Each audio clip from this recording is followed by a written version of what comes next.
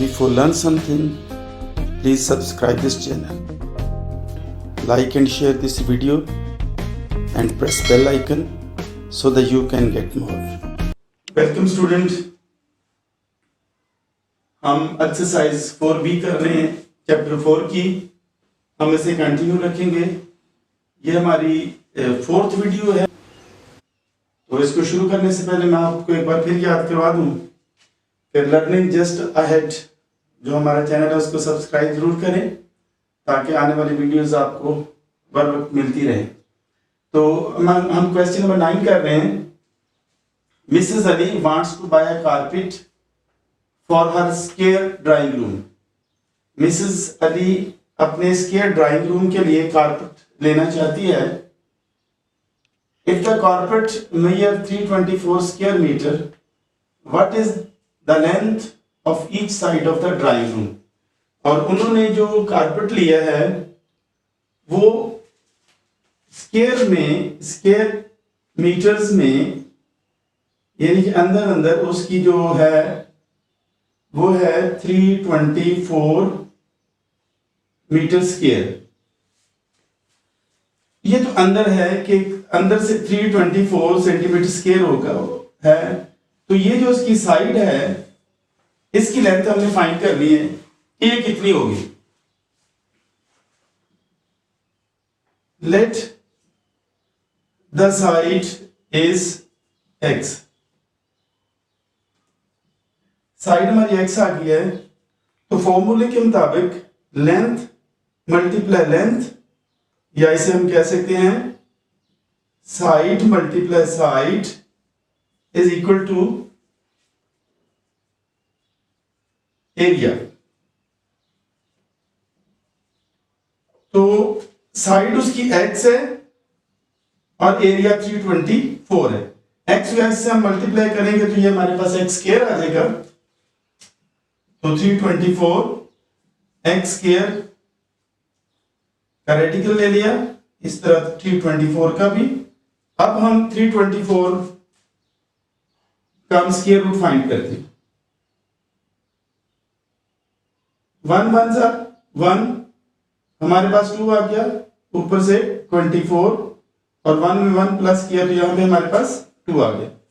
अब इसको किससे किया जाए कि 224 आ जाए. यानी कि यहां पे भी हमने 2 के साथ भी सेम डिजिट लगाना है और ऊपर भी हमने सेम डिजिट लगाना है. तो वो हम 8 से चेक कर रहे हैं. 8 8 are 64, 8 2 are 16 and 6 22. तो ये पूरा डिवाइड हो गया है. 28 को अगर हमने 8 से किया है तो इसका मतलब है कि x is equal to 18 metre. तो ये जो साइड है ये हमारी 18 मीटर होगी. ये वाली साइड भी हमारी 18 मीटर होगी. ये वाली साइड भी 18 मीटर होगी और ये वाली साइड भी 18 मीटर होगी. तो इस तरह से ये कारपेट की हमें एरिया फाइंड पहले से हमें मालूम था और हमने उसकी साइड को हमने फाइंड कर लिया. नेक्स्ट हमारा क्वेश्चन है Mariam wants to buy a table cloth that cover table top completely. जो टेबल के ऊपर पूरा है. If the area of the tablecloth is 6400 square meter, so what is the length of the side of the table? तो for example ये table है, ये उसका टॉप है. इस पे जो इसका ये स्क्वायर में है. थोड़ा सा इसको बड़ा बना लेते हैं. ये टेबल का टॉप है. ये है 64 मीटर स्क्वायर, 6400 मीटर स्क्वायर. इसकी ये साइड्स हमने फाइंड करनी है कि ये कितनी है. तो लेट साइड ऑफ टेबल ये हमें मालूम है कि x है. ये हमने फर्ज कर लिया है, लेट कर लिया है. तो फॉर्मूले के मुताबिक side multiply side is equal to area. Side हमारी x है और एरिया हमारा 64 400 है मीटर स्क्वायर। यहां पर एक चीज, ये हमने 2 दफे क्यों लिखा है, क्योंकि जैसे रेक्टेंगल में होता है कि लेंथ मल्टीप्लाई हाइट, और इसमें होता है साइड मल्टीप्लाई हाइट। फिर इसका एरिया हम फाइंड कर सकते हैं कि 2 साइडें लेनी होती हैं, उनको आपस में मल्टीप्लाई करना होता है, तो हमें इसका एरिया मालूम हो जाता है। इसलिए x को हमने 2 दफा लिखा है। तो जब 2 दफा x को मल्टीप्लाई करेंगे तो ये x स्क्वायर आ जाता है। अब इसका हम रेडिकल लेंगे तो 6400 को हम फाइंड कर लेते हैं कि उसका स्क्वायर रूट क्या निकलता है। 8 8 64, ये कैंसिल हो गया। अब 8 और 8 को ऐड किया तो ये 16 आ गया। ऊपर से हमने नया पेयर जो लिया है वो है 0 0 0। अब 16 के साथ 0 लगेगा तो 160 0 0। तो इस तरह से हमारा जो x आया है वो है 80 मीटर। तो what is the length of the side of the table, तो 80 मीटर है length.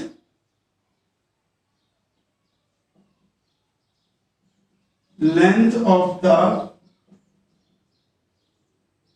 side of the table is equal to 80 metre. हम इस एक्सरसाइज 4B के लास्ट 2 क्वेश्चंस कर रहे हैं, इसके बाद ये एक्सरसाइज खत्म हो जाएगी। तो क्वेश्चन नंबर 11 जो सेकंड लास्ट है, what is the smallest number that will divided into 260 to get a perfect square, कि वो कम से कम स्मॉलेस्ट वो नंबर कौन सा है जिसको अगर इससे डिवाइड किया जाए तो हमारे पास पूरा नंबर परफेक्ट स्क्वायर आ जाए। तो इससे इसका पहला हम जो है नंबर फाइंड करने के लिए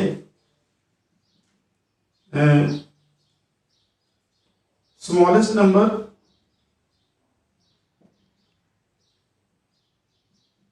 हमने फाइंड करना है। इससे पहले हम इसको फैक्टराइज करेंगे।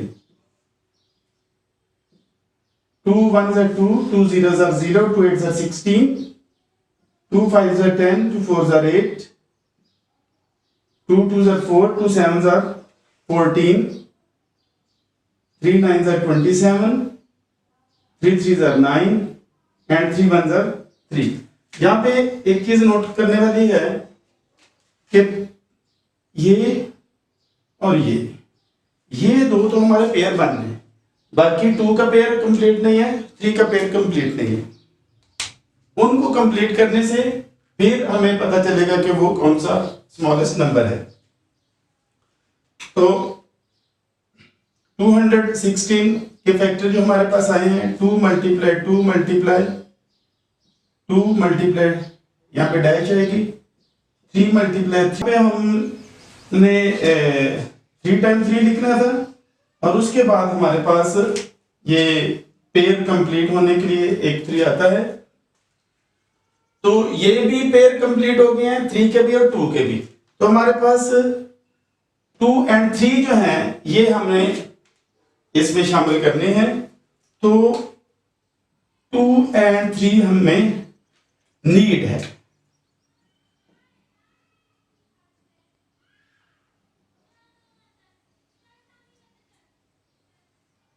तो इस 2 को अगर हम 3 से मल्टीप्लाई करेंगे तो 2 3 से 6 आ जाता है।